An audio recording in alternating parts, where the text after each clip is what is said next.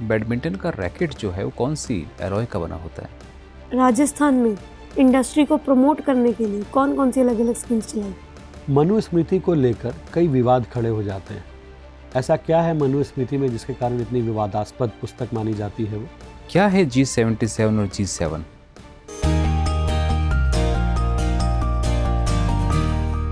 मैं coming sir. आइए। Good afternoon sir. Good afternoon sir. Good बैठिए। आफ्टरनून। Thank you sir. आप विकास हैं? जी सर। अच्छा, अपना परिचय दीजिए जिसमें नाम और जाति वापस दोबारा ना आए। सर मैं चुरू जिले का रहने वाला हूँ। मैंने अपनी 9वीं तक की जो शिक्षा है वो अपने गांव से संपन्न की। उसके बाद मैंने 10वीं कक्षा जो है वो आदर्श विद्या मंदिर नई मंडी गरसाना से की। 11th और 12th मैंने साइंस मैथ से गुरु रविंद्रनाथ टैगोर स्कूल तारानगर से की।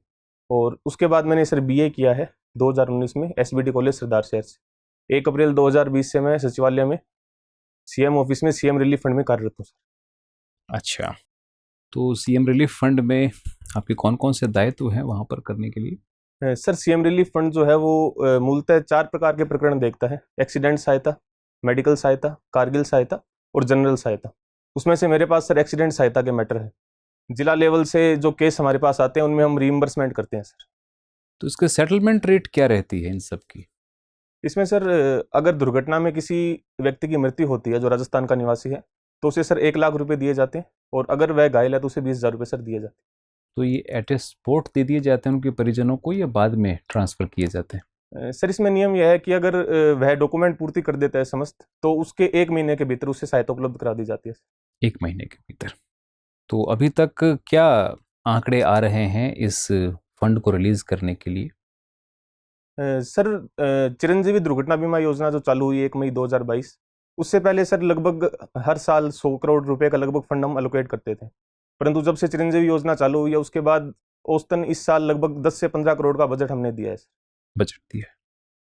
और कौन कौन सी ऐसी सुविधाएं राजस्थान सरकार अपने नागरिकों को दे रही है जो स्वास्थ्य के अलावा है और जो भी चल भी रही है? सर उसके अतिरिक्त शिक्षा के क्षेत्र में है, अनेक स्कॉलरशिप स्कीम चलती है। SJD जो है सामाजिक न्याय अधिकारिता विभाग वो पेंशन स्कीम सर चलाता है। उसके अतिरिक्त महिलाएं केंद्रित काफ़ी स्कीम चल रही हैं सर। नई पेंशन स्कीम और ओल्ड पेंशन स्कीम में से कौन सी बेहतर है? सर अगर व्यक्तिगत तौर पे मैं देखूं तो OPS को मैं बेहतर मानूंगा। परंतु अगर उसमें हम समग्र दायरा लें जिसमें हम स्टेट को भी शामिल करें तो सर मैं NPS को बेहतर मानूंगा। ठीक बात। चूरू से आते हैं आप, तो ताल छापर वहाँ पर एक पॉपुलर जगह है। कौन कौन से पशु और पक्षी वहाँ पर पाए जाते हैं?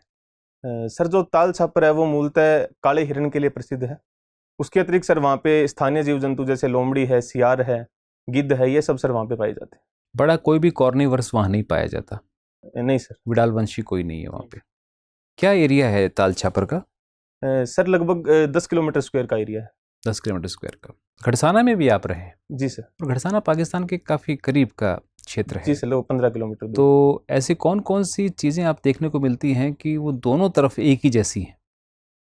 चूरू और घड़साना में? घड़साना में दोनों क्षेत्र सर एक ही क्लाइमेट जोन के हैं।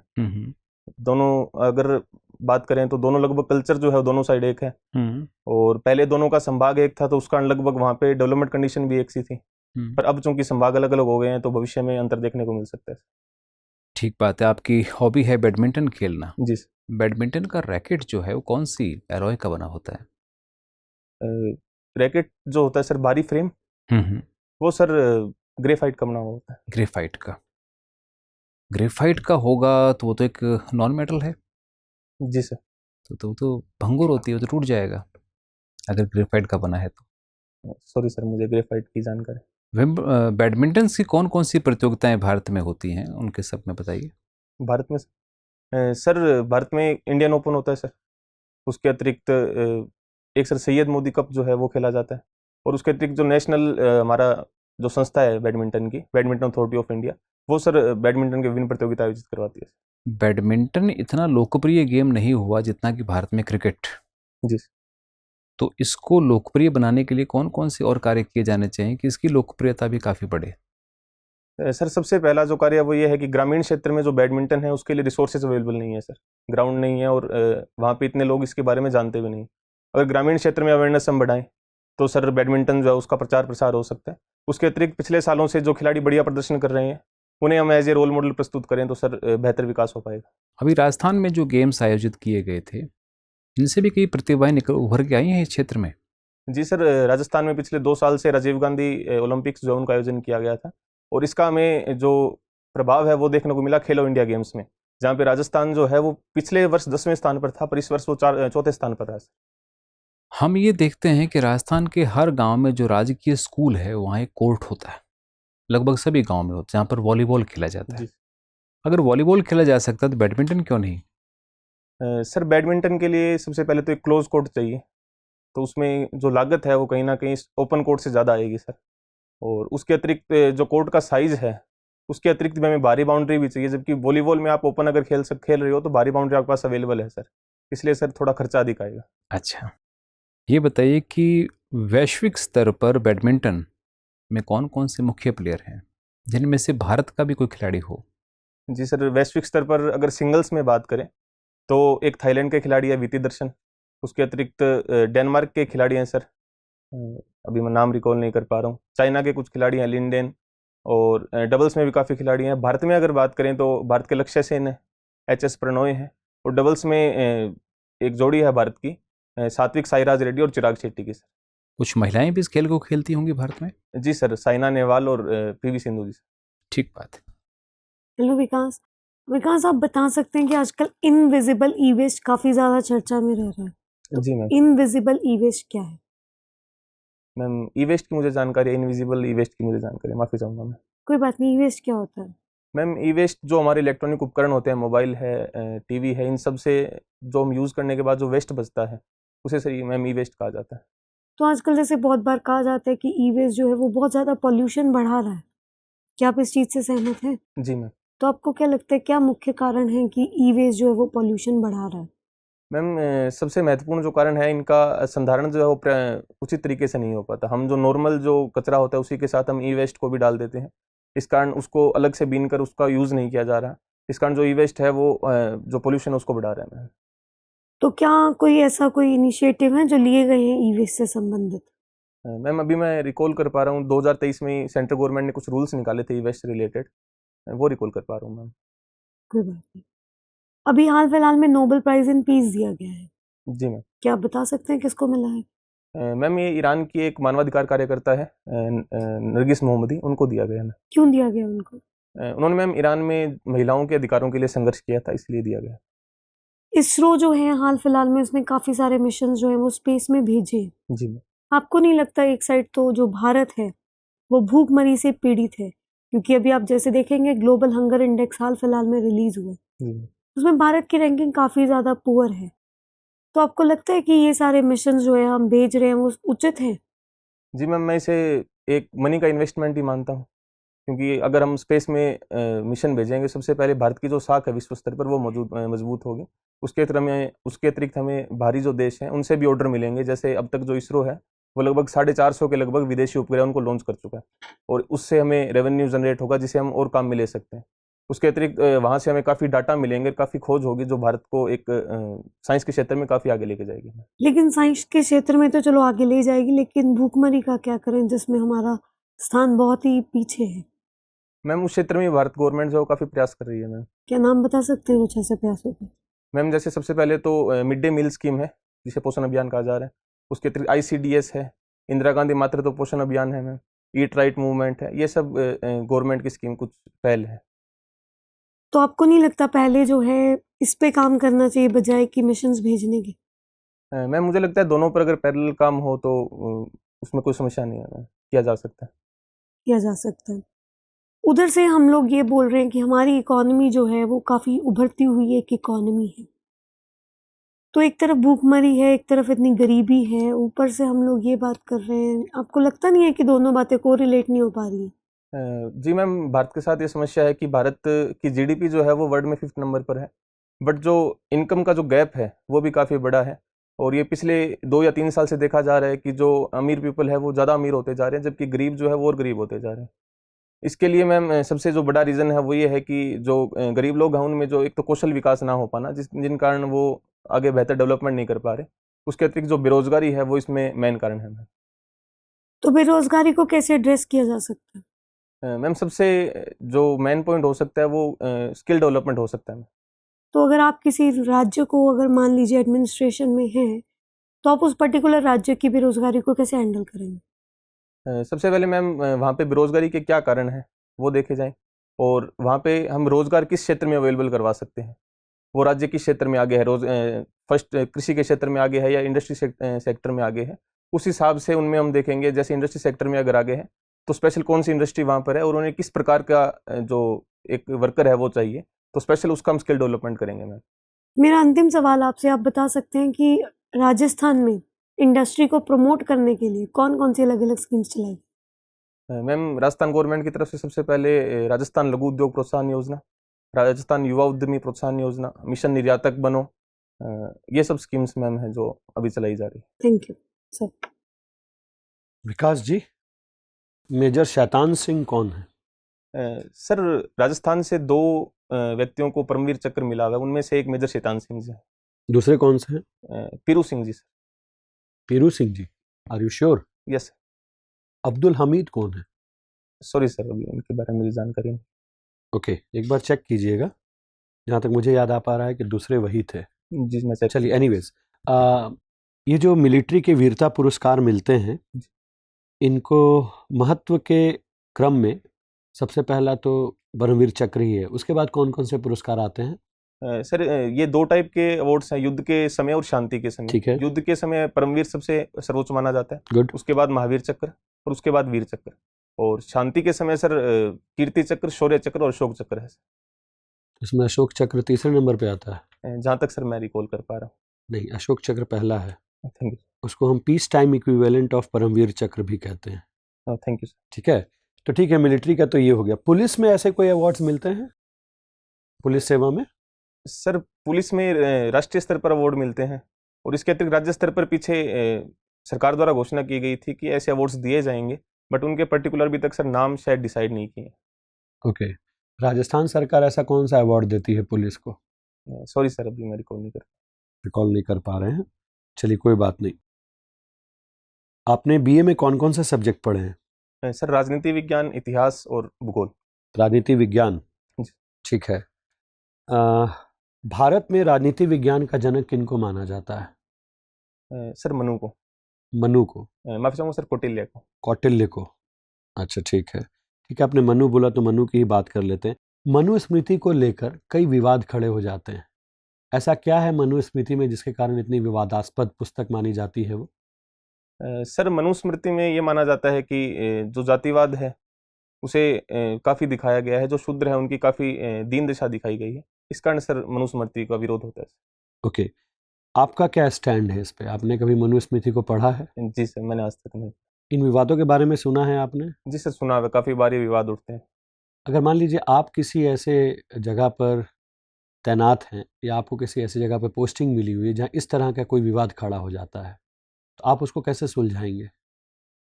सर अगर इस तरह का विवाद कहीं उत्पन्न हो रहा है तो वहाँ मैं ये समझाने की कोशिश करूंगा कि जो भारत देश है वो संविधान के अनुसार चलता है, और संविधान जो है वो सबको समान मानता है, तो मनुस्मृति के आधार पर इस तरह का विवाद ना ही किया जाए तो बेहतर है।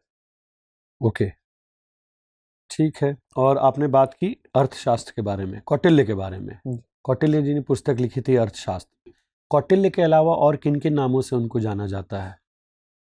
सर विष्णुगुप्त। ओके, अभी सर मैं ये कि नाम रिकॉल। अच्छा ठीक है। कौटिल्य ने दास प्रथा के बारे में क्या बताया है? सॉरी सर, मुझे इसके बारे में ठीक है। कौटिल्य ने राज व्यवस्था के बारे में क्या क्या बातें बोली है? सॉरी सर, मुझे जानकारी नहीं है। अच्छा ठीक है। अर्थशास्त्र का मतलब क्या होता है? सर अर्थशास्त्र का मतलब कि धन का शास्त्र, जिसके अंदर हम धन से संबंधित समस्त थ्योरी पढ़ते हैं। इकोनॉमी, जी ठीक है। आप कह रहे हैं कि वो पुस्तक पॉलिटिकल साइंस के रिलेटेड है जी, और नाम है उसका अर्थशास्त्र, ये कैसे हो सकता है? सॉरी सर, मुझे इसकी जानकारी नहीं है कि पुस्तक का नाम अर्थशास्त्र क्यों रखा गया होगा। अच्छा ठीक, वो पुस्तक किस चीज़ के बारे में ये मालूम है आपको? किस चीज़ के शासन बारे और में? राजनीतिक व्यवस्था के बारे में है, जो मौर्य वंश है उसके। चलिए ठीक है, तो आप गेस करके ही बता दीजिए, ऐसा क्या कारण होगा कि उस पुस्तक का नाम अर्थशास्त्र रखा गया जबकि वो पुस्तक है राजनीति विज्ञान पे? शायद सर उस समय राजनीति के बारे में उनको जानकारी नहीं होगी, ऐसा भी शब्द कोई शब्द है या ऐसा कुछ हो सकता है सर। चलिए ठीक।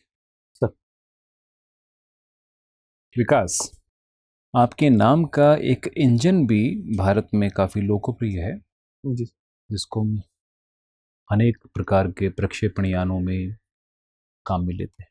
जानते हैं उसके बारे में? सर इंजन तो है, बट शायद ये ठोस इंजन है या द्रव, इसके बारे में मुझे अभी श्योर नहीं हो। ये इंजन ठोस या द्रव नहीं होते हैं, जिस ईंधन ईंधन का ये होते यूज हैं, करते हैं। ईंधन होते हैं। क्रायोजेनिक इंजन के बारे में सुना है आपने? जी क्या होते हैं ये? सर क्रायोजेनिक जो इंजन है वो लिक्विड हाइड्रोजन लिक्विड ऑक्सीजन का यूज करते हैं, और भारत ने क्रायोजेनिक 7.5 जो है अपना सबसे पहले बनाया था, और अभी भारत के पास में क्रायोजेनिक 20 जो है वो है सर। ठीक है। क्रायोजेनिक इंजन हम कहाँ कहाँ पर उपयोग में लेते हैं? सर जो रॉकेट्स होते हैं उनमें यूज लेते हैं, और मिसाइल्स में सर यूज। मिसाइल में भी लेते हैं? कौन सी मिसाइलों में? सॉरी सर, मिसाइल्स में नहीं लेते, रॉकेट में यूज लेते हैं सर। नहीं, मिसाइल्स में भी लेते हैं, इंटरकॉन्टिनेंटल मिसाइल्स में लेते हैं, ठीक है ना, जैसे अग्नि 5 है, इसमें लेते हैं, सूर्य मिसाइल है, उनमें भी लेते हैं। मुझे ये बताइए कि G20 की मीटिंग के साथ साथ थोड़े दिन पहले G7 की मीटिंग भी जापान में संपन्न हुई थी, अभी G77 भी चर्चा में है। जी क्या है G77 और G7? सर G7 जो है वो 1975 में स्थापित उस समय के जो 7 सबसे महत्वपूर्ण और विकसित इकोनॉमी थी उनका एक समूह है, जो मेनली इकोनॉमिक इश्यूज के लिए बना था, जिसमें 5 जो स्थायी सदस्य हैं वो, उसके अतिरिक्त कनाडा और जापान जो है वो सदस्य हैं। और G77? सर G77 जो है वो विकासशील देशों का एक समूह है, जो WTO के अधीन गठित, WTO से संबंधित एक संगठन है सर। वैश्विक पटल पर जो भी गतिविधियां होती हैं उसमें अभी एक गतिविधि G20 थी जिसमें चाइना ने पार्टिसिपेट नहीं किया था, लेकिन चाइना G77 में पार्टिसिपेट करने को गया। तो ऐसी इस प्रकार की जो विसंगतियां हैं, क्या किसी और शीत युद्ध को आमंत्रित तो नहीं कर रही है, जबकि इसमें रशिया बीच में बैठ के तमाशा देखने के लिए जैसा है? तो ये कौन सी गतिविधियां हैं जो वैश्विक पटल पर हो रही हैं, जो शायद किसी तीसरे अगले शीत युद्ध को जो है वो प्रेरित कर रही हैं? आप क्या समझते हैं इससे? सर 1991 यूएसएसआर के पतन के बाद समस्त जो विश्व है वो लगभग एक ध्रुवीय हो गया, और यूएसए का वर्चस्व जो है वो स्थापित हुआ है। बट लगभग पिछले 7-8 साल से हम देखें तो चाइना जो है वो अपनी OBOR स्कीम या फिर अन्य चेक डिप्लोमेसी जिसको बोलते हैं, उनके माध्यम से भी अपने विश्व में अपना प्रचार प्रसार जो है और अपना वर्चस्व जो है वो बढ़ा रहा है। तो कहीं ना कहीं जो विश्व है वो एक ध्रुवीय से 2 ध्रुवीय की तरफ वापस स्थापित हो रहा है। तो क्या इसके पीछे यही कारण नहीं है कि इस समय अमेरिका जो है वो मुस्लिम कंट्रीज़ की नब्ज़ टटोल रहा है और एक ऐसी अपॉर्चुनिटी को चाहता है कि जो चाइना और रशिया को काउंटर कर सके? जी सर, जो अमेरिका है वो UAE और सऊदी अरब जो है, इनके माध्यम से जो मिडल ईस्ट है वहाँ पे सर पहुँच के प्रयास कर रहा है वर्तमान में। इज़राइल और फ़िलिस्तीन के मध्य में भारत किस ओर का रुख अपनाए हुए हैं और उसे क्या अपनाना चाहिए? सर भारत जो है वो हमेशा से मानवाधिकार का भी समर्थक रहा है, और भारत जो है वो आतंकवाद का भी हमेशा विरोध करता है सर। तो भारत हमेशा से ये मानता है कि जो दोनों राष्ट्र हैं फिलिस्तीन और इजराइल, वो इस मुद्दे को कूटनीति से और बातचीत से सुलझाएं। परंतु वर्तमान में जो हमने देखा है कि हमास जो है उसने आतंकवादी हमला किया है, और भारत चूंकि आतंकवाद का हमेशा से विरोधी रहा है, तो इस बार उसका जो पक्ष है अभी तक वो इजराइल के प्रति है सर।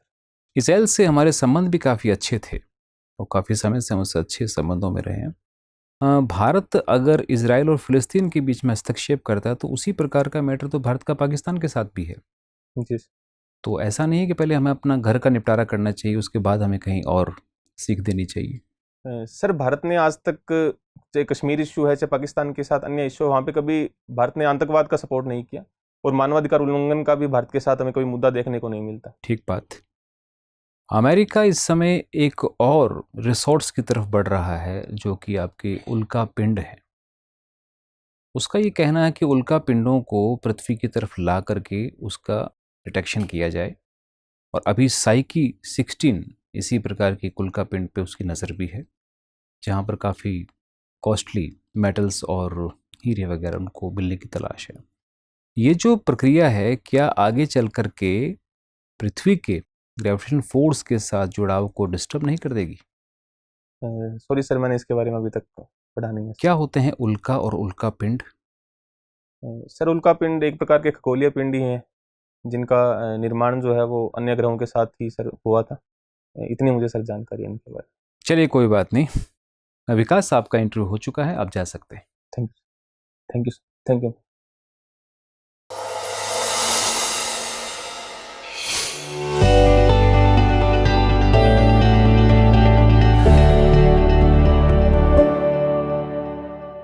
मैं कहूँ आइए, बैठिए विकास। कैसा लग रहा है आज? सर ठीक था, average, not good. Not good.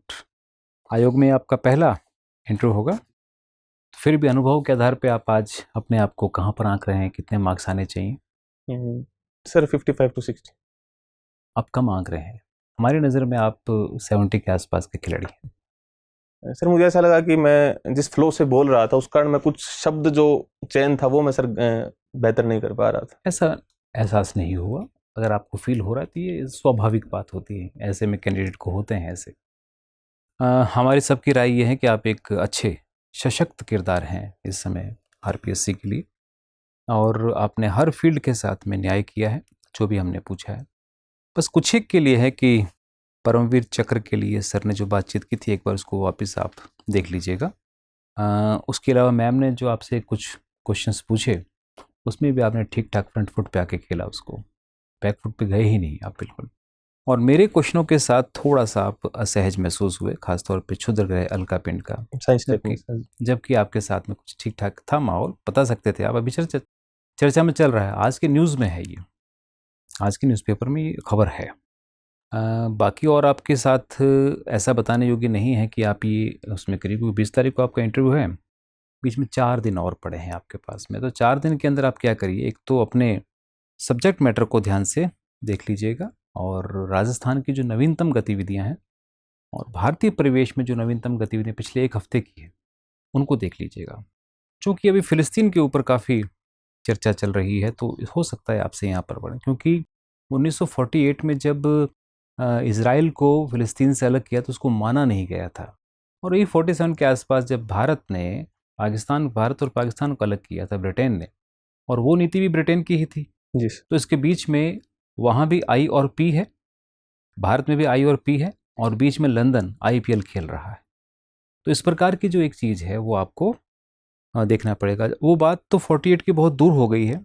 अब अमेरिका जो है अपनी एक ध्रुवीय शक्ति को बरकरार करने के लिए मुस्लिम देशों को टारगेट बना रहा है, क्योंकि मुस्लिम देश काफ़ी बिखरावपूर्ण है, उनको इकट्ठा करके और अपनी शक्ति में शामिल करना चाहता है। जी। अभी यही, क्योंकि इस तरफ की अगर देखें पूर्वी एशिया की और ऊपर जाएं तो रशिया की तरफ से, तो ये एक अलग बेल्ट है जो कि अमेरिका के ताबे में नहीं आ रहा है। तो अब वो इधर से इकट्ठा करके, क्योंकि भारत उसकी बहकावे में आ नहीं रहा है, तो फिर वो इस नीति के ऊपर आ गया है कि किसी भी प्रकार से रशिया को और चाइना को इनडायरेक्टली काउंटर करे। सामने तो नहीं आएगा वो। इस चीज़ के ऊपर थोड़ा सा ध्यान रखिएगा, है ना।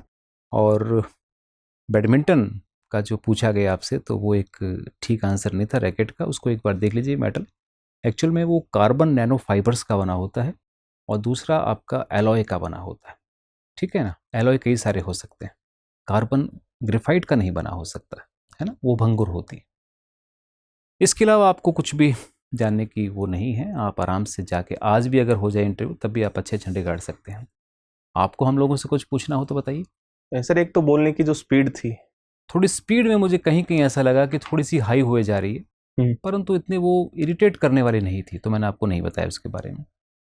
एक मैम आपने जो 2-3 क्वेश्चन पूछे थे, मेरे को ऐसा लगा कि उनको मैं जल्दी समाप्त कर रहा हूँ थोड़ा, उसमें जैसे 2-3 पॉइंट अगर और ऐड किए जाए। बिल्कुल कर सकते थे। मेरे को लगा काफ़ी मैंने जल्दी ख़त्म कर दिए वो वैसे आंसर। ठीक थे, अगर करना चाहो तो आप कर सकते हो, कोई इतना वो बड़ी बात नहीं है। अगर अपने जैसे मेनली जो पॉइंट है वो 3-4 अगर स्टार्टिंग में बता दे तो उसको लंबा खींचने की जरूरत है क्या आंसर? नहीं, इतना ज़रूरत है नहीं है, क्योंकि फिर उस पर क्वेश्चन टू क्वेश्चन निकल भी जाता है। तो तभी बोलिएगा अगर आपको लगता है कि अगर काउंटर क्वेश्चन आता है आप उसको टैकल कर सकते मतलब जो मेन पॉइंट है वो हम स्टार्टिंग में 2 या 3 है वो बोल के आंसर खत्म कर सकते हैं। हैं। बिल्कुल। जितना लंबा आप आंसर करेंगे वो आपके लिए और मोर्चे खोल देगा, जी इसलिए जितना क्वेश्चन किया होगा वहीं फुल स्टॉप कर दीजिए उसको, जी। तो ज़्यादा ठीक रहता है वो। ठीक है, बेस्ट ऑफ लक। सर कपड़े वगैरह एकदम परफेक्ट, नेल्स यहाँ पर। कट कर लेना अपने हाँ बस। सर मैम, ये तो हैबिट में थोड़ा। ठीक है sir, thank you sir, thank you.